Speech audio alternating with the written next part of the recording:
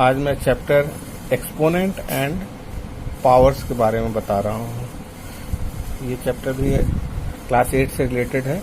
तो इसमें पहले आप जानते होंगे, एज यू नो, तो आप जानते होंगे कि 2 पे पावर अगर 3 होता है, मतलब 2 बेस है, एक्सपोनेंट 3 है, तो इसको हम 2 × 2 3 बार लिखेंगे और इसका रिजल्ट जो होगा 8 होगा।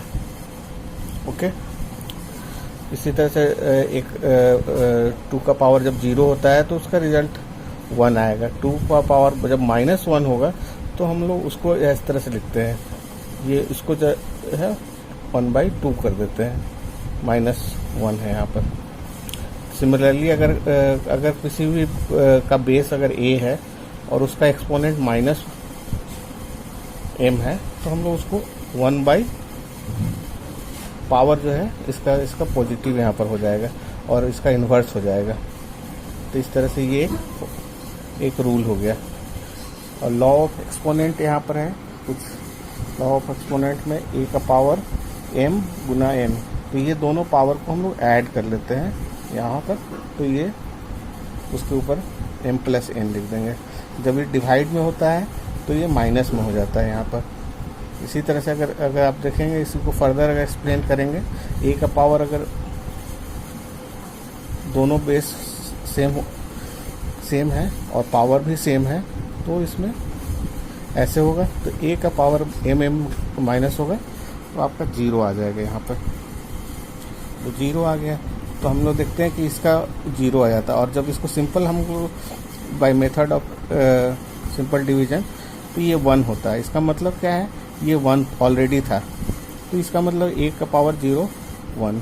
तो हम लोग का एक जो है रूल आ जाता है कि किसी भी चीज़ का पावर अगर 0 होता है तो उसको हम लोग 1 लिखते हैं। तो इसको हम लोग प्रूव कर दिए कि इस तरह से हो सकता है बाय डिवीजन मेथड से of the law of exponent. और जब पावर का पावर हो तो you can simply multiply all the powers, m × n हो जाएगा। ठीक है। और जब 2 अलग अलग बेस है a और b और उस पर बेस के ऊपर पावर अगर m है तो पावर को स्प्लिट किया जा सकता है। ये थोड़े बेसिक रूल्स थे एक्सपोनेंट एंड पावर्स के। तो इसी में एक मल्टीप्लिकेटिव इन्वर्स भी आता है। तो जैसे मान लो a का पावर m है, -m है, तो उसके लिए जो मल्टीप्लिकेटिव इन्वर्स होगा उसको हम लोग am लिखेंगे। मीन्स am का मल्टीप्लिकेटिव इन्वर्स am-1 होगा। अगर इसका ऐसे है तो उसका मल्टीप्लिकेटिव इन्वर्स ऐसे होगा। ये माइनस यहाँ हुआ तो यहाँ पर प्लस होगा, और यहाँ पर प्लस है तो यहाँ माइनस होगा। तो इसका मल्टीप्लिकेटिव इन्वर्स जो है ये है, और अगर माइनस वाला ऐसे होगा तो इसका मल्टीप्लिकेटिव इन्वर्स होगा। ये मतलब वाइस वर्सा है, पर ये इक्वल टू नहीं है, ये इक्वल टू नहीं है, माइंड दैट ये इक्वल टू में नहीं है। ओके। अब मैं ये मल्टीप्लिकेटिव इन्वर्स का एक एग्जांपल ले रहा हूँ, प्रॉब्लम सॉल्व करना चाह रहा हूँ। Find the multiplicative inverse of -2 to power, जो बेस है 2 है और उसका इन्वर्स जो है निकालना है। तो ये है, तो इसका मल्टीप्लिकेटिव इन्वर्स ऑफ इतना जो होगा वो 2 पे पावर 3 हो जाएगा, जैसा हमने पहले बताया था। इस तरह से 2 × 2 = 2 जो हो जाएगा 8 आंसर आ जाएगा इसका। मतलब मल्टीप्लिकेटिव इन्वर्स मतलब ये इसका चेंज हो जाएगा ऐसे, तो यहाँ माइनस था तो इसका प्लस हो जाएगा। राइट। तो ये था right the exponent of the, एक दूसरे क्वेश्चन नंबर 1 मान लो जी, इसको क्वेश्चन नंबर 2। तो क्वेश्चन नंबर 2 में है right in the exponent form of this one 1025.63। Okay.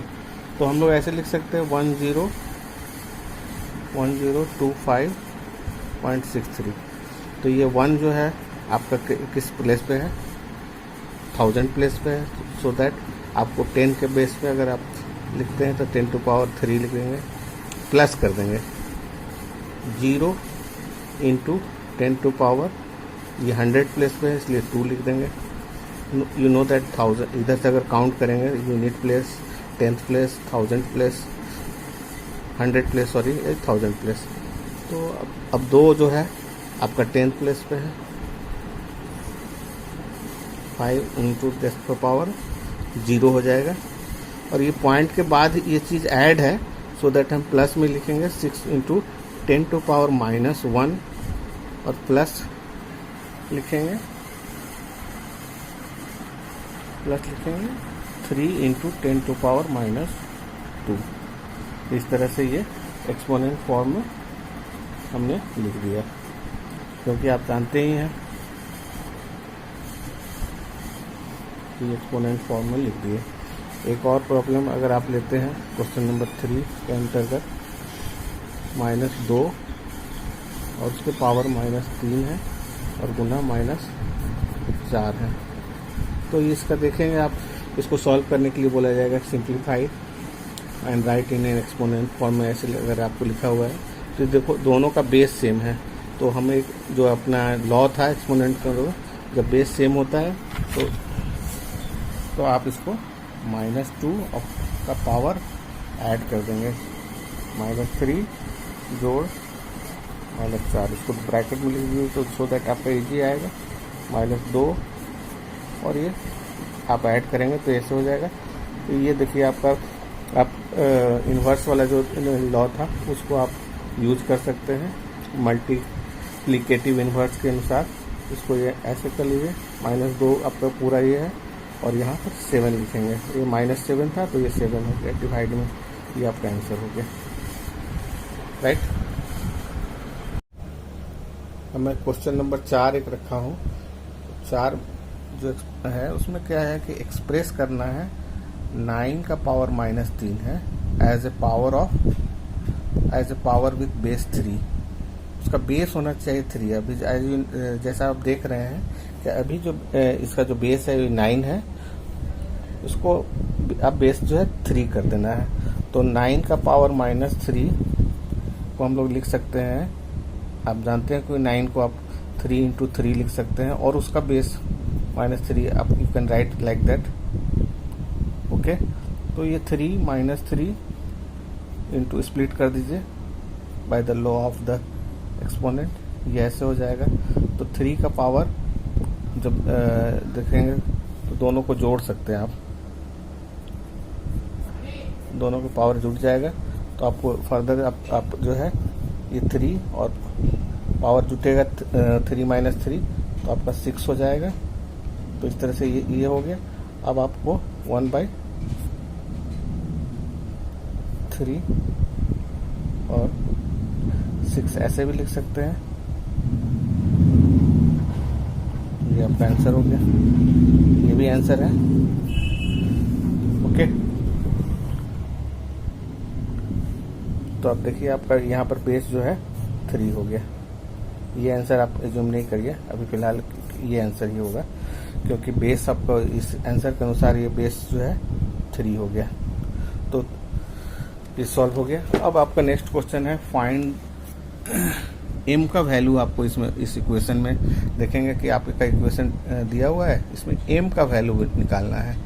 तो आप कैसे करेंगे, तो आप इस क्वेश्चन को दोबारा यहाँ पर लिख लीजिए।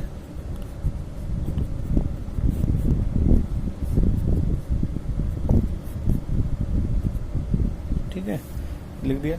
अब देखेंगे कि इसका दोनों का बेस सेम है, तो हम इसके दोनों के पावर को जोड़ सकते हैं। m+1 + 5 ऐसे लिख सकते हैं, और यहाँ पर इसको आगे स्टेप बढ़ाने के लिए ऐसे लिख दिया। तो ये -3 का पावर m प्लस यहाँ पर 6 हो जाएगा, और यहाँ पर -3 का पावर 7 हो गया, ओके। अब देख रहे हैं कि अगर आप दोनों तरफ देखेंगे, ध्यान से इक्वेट करेंगे एक्सपोनेंट के बोथ साइड में, तो आपको देखेंगे बेस जब दोनों का सेम है तो इसके पावर भी आपस में सेम हो जाएंगे। ये एक तरह का लॉ है। तो ये इसको हम लोग इस ई वाले जो पावर है उसको इस तरह से हम लोग लिख सकते हैं। तो इस तरह से m बराबर 7 माइनस 6 हो गया, ट्रांसपोर्ट कर दिया तो ये 1 हो गया, तो इसलिए m का वैल्यू 1 हो गया। ये आपका आंसर हो गया। ओके, यहाँ मैंने कुछ सिंप्लीफाई का क्वेश्चन लिया हूँ जो कि पहले से लिखा हुआ, तो इसको सिंप्लीफाई करना है। तो how you can simplify that is the problem. तो आप इसको जो है इसको सिंप्लीफाई करने के लिए देखेंगे, आपका ये जो है पावर जो है -7 दोनों पे लगा हुआ है, तो आप इसको स्प्लिट कर दीजिए। 5 - 7 कर लीजिए, ऐसे पावर है 8 ऊपर पावर -7 है, फिर गुना कर लीजिए 8 पे पावर -5 है, तो आपको थोड़ा सा आसानी हो गया। अब देखेंगे कि आपको कुछ रूल समझ में नहीं आ रहा है, पर देखेंगे यहाँ पर भी बेस 5 है और यहाँ भी बेस 5 है, तो इसको जो है आप एक जगह लिख दीजिए। तो आपको एक मेथड जो है, रूल जो है, लॉ ऑफ रूल जो हमने कुछ पढ़ा है, देखिए इसमें दोनों में बेस हो गया, तो इसमें हम एक रूल लगा सकते हैं। तो और साथ में जो है इसको भी एक तरह से ऐसे कर लीजिए, 8 पे पावर -5 है और ये वाला जो 8 है इसको इधर लिख लिया। देखिए, तो अब देखिए इस दोनों का बेस सेम कर लिए, इधर भी 8 दोनों का बेस सेम कर लिए। देखेंगे पहले क्रॉस करके था, उसको हम लोग अरेंज कर लिए, you can say like that. तो अब हमारा ये जो एक है, ये और ये एक रूल के अनुसार चला जाएगा। कौन सा रूल आप लोग रिकॉल कर सकते हैं?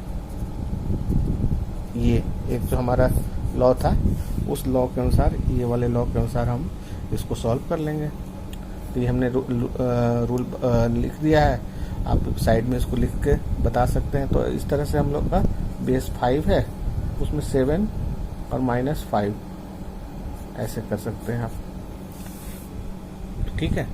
तो और इसमें फिर यहाँ पर फर्दर मल्टीप्लाई का चिन्ह है, तो आप उसको डाल लीजिए, 8 -5 फिर -7 आप ऐसे लिख सकते हैं। तो आपका ये इधर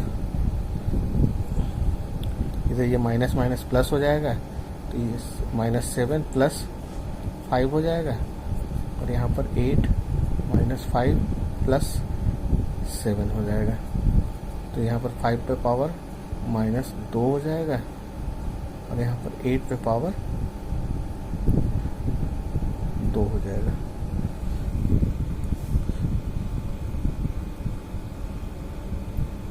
ओके, तो आप इसको फिर आगे बढ़ा सकते हैं। इस तरह से ये आपका आंसर हो सकता है, पर इसको अगर आप फर्दर लिखेंगे तो आपको जो है यहाँ पर ये मल्टीप्लाई का चिन्ह था, सो दैट हम कंफ्यूज हो रहे थे। ये मल्टीप्लाई का साइन था, यहाँ मल्टीप्लाई है।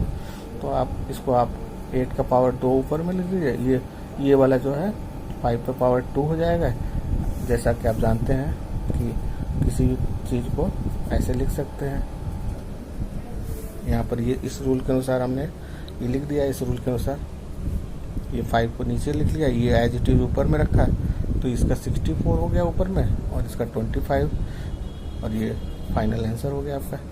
तो इसका जो सिंप्लीफाई आंसर हुआ वो ये हुआ। आप इसको चेक कर सकते हैं। मैं थोड़ा सा कम स्पेस होने के कारण थोड़ा सा इस जगह पर।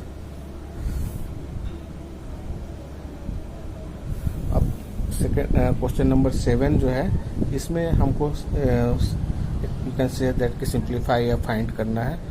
तो कैसे फाइंड आउट करेंगे? आप देख रहे हैं कि ब्रैकेट है, उसके अंदर प्लस है और इनटू है, और इस पर इधर पावर वाला लगी हुई है। तो एज यू नो दैट कि सबसे पहले आप कि ब्रैकेट का काम करेंगे, फिर मल्टीप्लाई का काम करेंगे। तो ब्रैकेट के अंदर में पहले देख रहे हैं हम लोग कि 3 का पावर 0 है, तो इसको हम लोग 1 लिखेंगे। क्यों? क्योंकि हम जानते हैं कि किसी भी चीज़ का पावर जो होता है 1 होता है। जैसे हमने ड्राइव कराया था पहले, तो 1, और ये 1/4 लिखेंगे। जैसा कि जानते हैं कि अगर ऐसा रहो तो 1/m लिख सकते हैं। तो ये दो रूल इसमें लग गए, उसके अनुसार हमने ये लिख दिया। और ये ब्रैकेट वाला काम अभी हुआ नहीं है, इसलिए हम लोग उसको ब्रैकेट रख देते हैं, और इसको 2 × 2 को 4 लिख देते हैं। तो इस तरह से हमारा ये ब्रैकेट का काम में 4 + 1 इज डिवाइडेड बाई 4 और इंटू 4 हो गया 5/4 इंटू 4। तो इस तरह से हमारा 5 आंसर आ जाएगा इसका। Got my point. तो इस तरह से इसमें 2 रूल यूज हुए हैं, ये वाला बेसिक रूल जो है इससे और ये वाला इससे, और इसके बाद बस सिंप्लीफाई करके कर दिया। अब यहाँ पर भी कुछ है क्वेश्चन नंबर 8 में इस तरह से है, आप समझ रहे होंगे कि इसको कैसे सॉल्व किया जाएगा। इसको इस वाले प्रॉपर्टी से सॉल्व किया जाएगा, ठीक है ना। तो इस वाले प्रॉपर्टी में आप देखेंगे कि इसका जो बेस है 1/2 है, मतलब रेशनल नंबर में है। तो रेशनल नंबर में है तो कैसे होगा, आप जैसे 1/2 है उसका पावर -2 है, तो आप इसको कैसे लिखेंगे 1/2 और उसका पावर 2, ऐसे हो जाएगा। देखिए ये पावर जो था उसका माइनस चिन्ह था, तो हम लोग इसको नीचे लिख लिए, प्लस में लिख दिए, और जो बेस था 1/2 यहाँ पर था रेशनल नंबर, उसको यहाँ पर लिख लिए। Got my point. तो इस तरह से ये जो है रिवर्स प्रोसेस में अगर आप देखेंगे 1/1 इसके नीचे 1 होता है, आप यू नो दैट, तो ये 2/1 हो जाएगा, ठीक है। और इस तरह से इसका होल का पावर 2 रहेगा, तो इस तरह से ये 2 का पावर 2 हो जाएगा। Getting this thing. तो इस तरह से हम लोग अगर आप देखेंगे तो हम लोग इसका आंसर 2 का पावर 2 हो जाएगा, इसका जो है 3 का पावर 2 हो जाएगा, और इसका 4 का पावर 2 हो जाएगा, इस तरीके से। और यू कैन राइट एक स्टेप यहाँ बीच में लिख सकते हैं अगर आपको, ठीक है। तो इसको फर्दर आगे बढ़ाएंगे तो अब तो सिंपल है, ये 4 हो जाएगा, ये 9 हो जाएगा और ये 16 हो जाएगा। सबको ऐड कर दीजिए तो यू विल गेट 29, ये आपका आंसर हो जाएगा।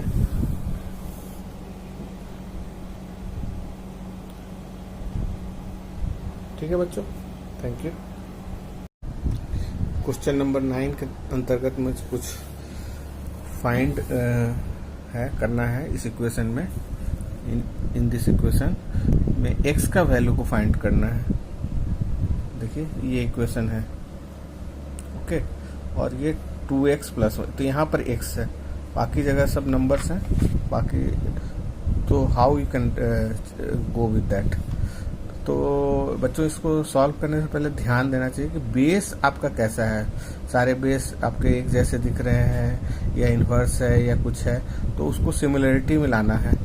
आप देख रहे होंगे कि बेस जो है इधर लेफ्ट राइट साइड में देखिए गौर से, तो -2/3 है और यहाँ पर -2/3 है, यहाँ पर कुछ उल्टा है। तो हमारा मेन एटीट्यूड रहेगा कि ये 2/3 जो है इक्विटी मेथड में आ जाए, तो इसलिए हम इसको रिवर्स कर देंगे, इसको नहीं छुएंगे क्योंकि इसका इससे टैली कर रहा है। तो इसको हम लोग इक्वलिटी मेथड में लाने के लिए इसको इन्वर्स वाला जो आपका है मल्टीप्लिकेबल इन्वर्स वाला, उसके रूल से हम इसको इन्वर्स कर देंगे। तो देखिए ओवरऑल आपको दिखाई दे रहा होगा, मैंने एज इट इज इसको लिख दिया, पहले से बना रखा हूँ मैं। इसके बाद ये मल्टीप्लाई कर लिया और इसमें देखिए इसको -2 को ऊपर लिख दिया, इसका नीचे था इसको ऊपर कर लिया, तो इसको इसके बेस को इंटरचेंज कर दिया।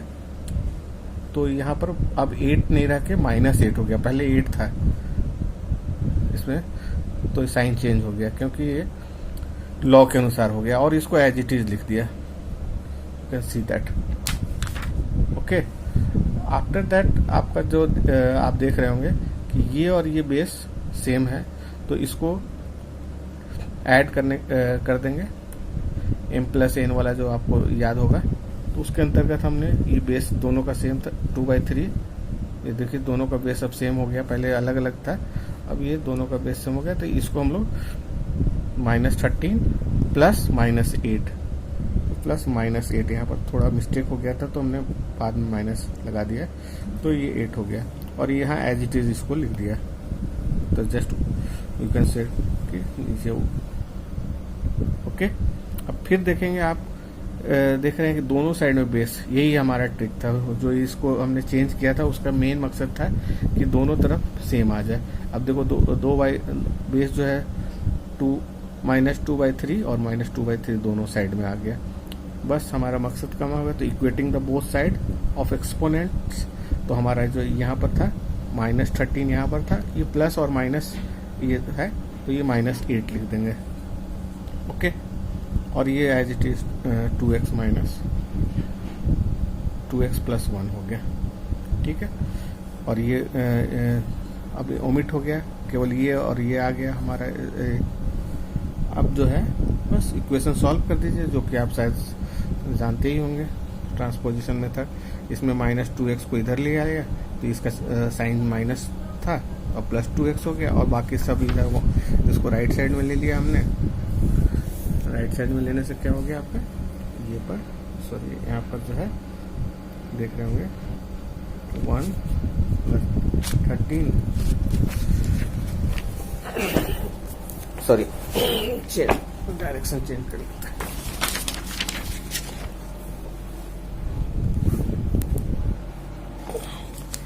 सॉरी, तो ये जो है आपका इस तरह से हो गया। यहाँ पर था मैं तो ये जो 2x जो है आपका, ये 1 यहाँ पर एज इट इज आ गया, और ये 13 और 8 जो है आपका इधर आ गया। तो ऐड कर देंगे आप तो 22 आ जाएगा, इसलिए 2x = 22 हो गया। इसलिए x होगा, ये मल्टीप्लाई में है तो डिवीजन में आ जाएगा, तो 11 आंसर आ जाएगा। Get all the things. अब जो है नेक्स्ट नंबर है क्वेश्चन नंबर 10 का। इसमें भी फाइंड करना है x को। तो how you can find that, इसमें भी देखेंगे आप। तो कुछ क्वेश्चन हमने उतारने में गलती कर दिया था, तो उसको थोड़ा सा मिस्टेक हो गया था, यहाँ पर 3 वगैरह नहीं दे पाए थे। तो देखेंगे सारे में बेस तो सेम है, ठीक है ना। तो इसको सॉल्व करने के लिए स्टेप बाय स्टेप चलते हैं। तो देख रहे हैं कि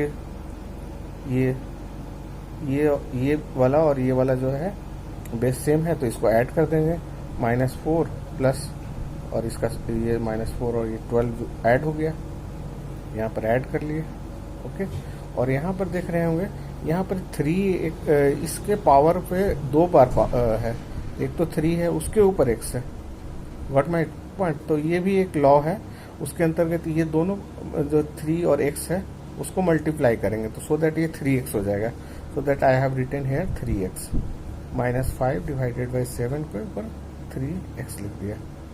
बट और नेक्स्ट स्टेप में आप देखेंगे कि ये लिख दिया, और ये वाला इसका बेस दोनों का सेम था, सो दैट हम -1 को इसमें अप्लाई कर लिया, ठीक है। Getting all the things.